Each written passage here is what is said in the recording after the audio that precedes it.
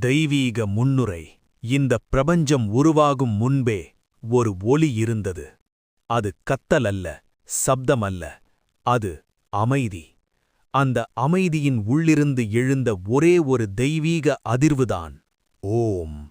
அந்த ஓமை உயிரின் ஆழத்தில் ஏந்திக் கொண்டவர் சிவன். அதனால்தான் சிவனை அழைக்கும் மிகச்சிறந்த மந்திரம் ஓம் நம சிவாய. கதயம், உணர்ச்சியும் பக்தியும். ஒரு சிறிய மலை கிராமம். அங்கே வாழ்ந்தான் மாறன் என்ற ஏழை மனிதன். வாழ்க்கை முழுவதும் துன்பம். வேலையில்லை, உறவு இல்லை, உறக்கமில்லை. ஒருநாள் மலையின் அடிவாரத்தில் உள்ள ஒரு பழைய சிவன் கோவிலுக்கு அவன் சோர்வுடன் சென்றான். அங்கே ஒரு முதியவர் அமைதியாக சொல்லிக் கொண்டிருந்தார், ஓம் நம சிவா யா. மாறன் கேட்டான், இதில் என்ன சக்தி இருக்கிறது? என் வாழ்க்கை மாறுமா? முதியவர் சிரித்தார்.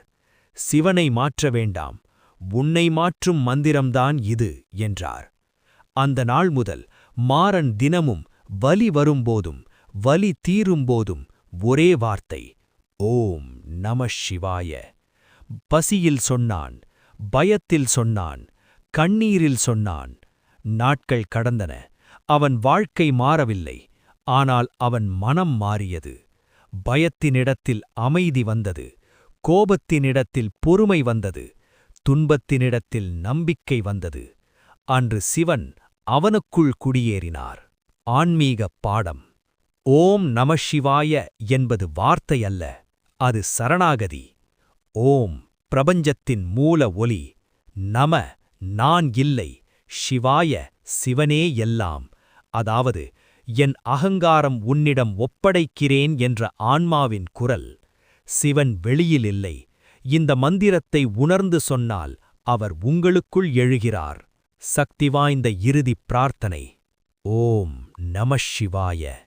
எங்கள் மன இருளை அகற்றும் ஒளியே, வலியிலிருக்கும் இதயங்களுக்கு அமைதியைத் தாராய்.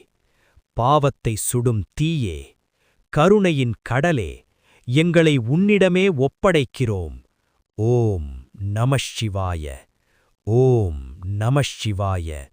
ஓம் நம சிவாய.